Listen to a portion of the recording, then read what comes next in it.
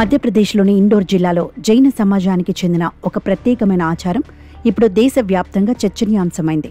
3 సంవత్సరాల వయసు గల చిన్నారి మరణాన్ని కౌగిలించుకునేందుకు సంతార ఆచారం ఎంచుకోవడమే కారణం. సాధారణంగా వృద్ధాప్యంలో ఉన్నవారే స్వచ్ఛంద మరణం కోసం ఈ ఆచారాన్ని స్వీకరిస్తారు.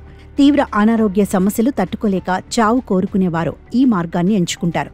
అయితే బ్రెయిన్ ట్యూమర్తో బాధపడుతున్న పాపకు సంతార ఇప్పించడంపై అంతటా విమర్శలు చెలరేగుతున్నాయి. ఇంతకీ ఈ పద్ధతిలో చిన్నారి మరణించడాన్ని అంతా ఎందుకు వ్యతిరేకిస్తున్నారు? సంతార అంటే ఏమిటి?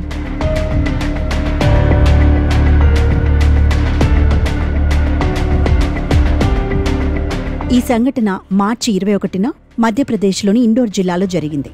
ఐటీ దంపతులు పీయూష్ జైన్, వర్షా జైన్ బ్రెయిన్ ట్యూమర్తో బాధపడుతున్న కుమార్తె వియానాకు జైన మతాచారం ప్రకారం సంతార ఇప్పించారు.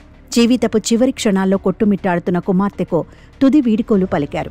వియానాకు ఏడాది కిందట మెదడులో కణితి ఉన్నట్లు నిర్ధారణైంది. శస్త్రచికిత్స తర్వాత కోలుకున్న ఈ ఏడాది మార్చిలో మళ్లీ అనారోగ్యానికి గురైంది. ఇండోర్లో తర్వాత ముంబైలో చికిత్స చేసిన పరిస్థితి పెద్దగా మెరుగుపడలేదు. దీంతో పాప తల్లిదండ్రులు జైన్ మునిశ్రీ సలహా మేరకు ఆమెకు సంతార ఇప్పించారు. మతపరమైన ఈ ప్రక్రియ జరిగిన కొద్ది నిమిషాలకే వియానా మరణించింది. 3 సంవత్సరాల 4 నెలల వయసున్న వియానా జైన్ ఈ ఆచారం స్వీకరించిన అతి పిన్న వయస్కురాలిగా నిలిచి అమెరికాకు చెందిన గోల్డెన్ బుక్ ఆఫ్ వరల్డ్ రికార్డ్స్లో స్థానం సంపాదించింది. తల్లిదండ్రుల నిర్ణయాన్ని జైన సమాజం హర్షించి సత్కరించినా దేశవ్యాప్తంగా డాక్టర్లు, పలువురు సామాజికవేత్తలు ఈ ఆచారాన్ని నిరసిస్తున్నారు. ఇంత చిన్న వయసులో సంతారాను ఇప్పించటం సరికాదని విమర్శిస్తున్నారు. ఈ మతపరమైన ఆచారం పెద్దలకు మాత్రమేనని, తల్లిదండ్రుల పట్ల నాకు సానుభూతి ఉన్నప్పటికీ, మరణశయ్యపై ఉన్నప్పటికీ అభంశుభం తెలియని చిన్నారికి ఇలా చేయకూడదని మధ్యప్రదేశ్ బాలల హక్కుల కమిషన్ సభ్యులు ఆగ్రహం వ్యక్తం చేస్తున్నారు.